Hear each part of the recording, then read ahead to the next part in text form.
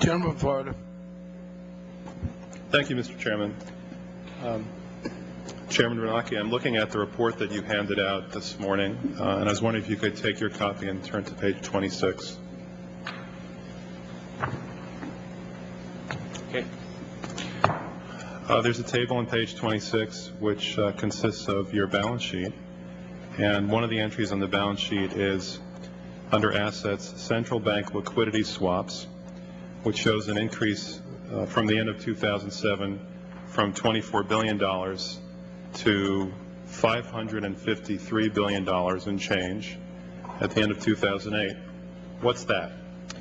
Those are swaps that were done with foreign central banks. Many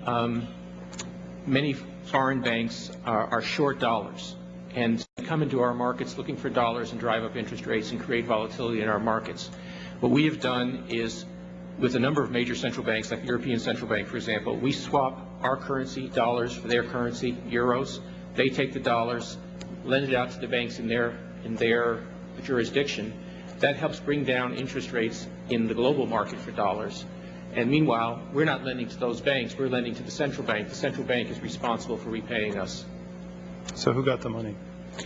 To financial institutions in Europe and other countries. Which ones? I don't know. $500 billion, and you don't know who got the money? The loan went to the loans go to the central banks, and they then put them out to their institutions to try to bring down short-term interest rates in dollar markets around the world. Well, let's start with which central banks got the money. There are 14 of them, which are listed in our. I'm sure they're listed in here somewhere.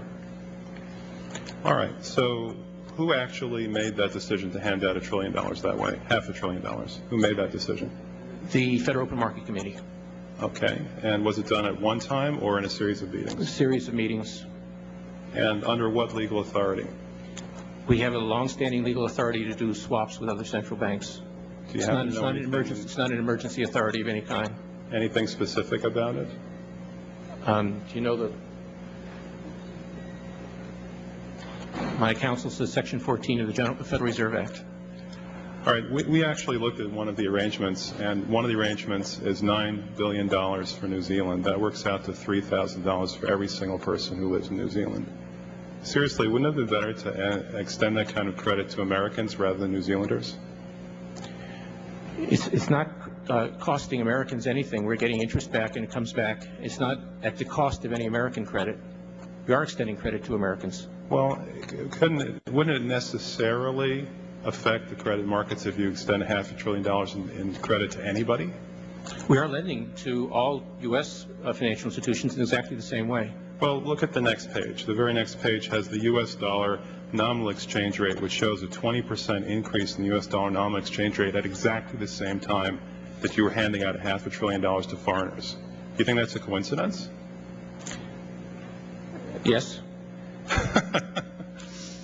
All right, well, the Constitution says no money shall be drawn from the Treasury but in consequence of appropriations made by law. This money is not drawn from the Treasury. Well, let's talk about that. Do you think it's consistent with the spirit of that provision in the Constitution for a group like the FMOC to hand out $500 billion to foreigners without any action by this Congress? Congress approved it in the Federal Reserve Act. When was that? Quite a long time ago. I don't know the exact date. 100 years ago? The original act is 1914, I believe. I don't know whether this provision was in 1914 or not, but the Federal Reserve Act was in 1913. All right, and at that time, the entire gross national product of this country was well under $500 billion, wasn't it?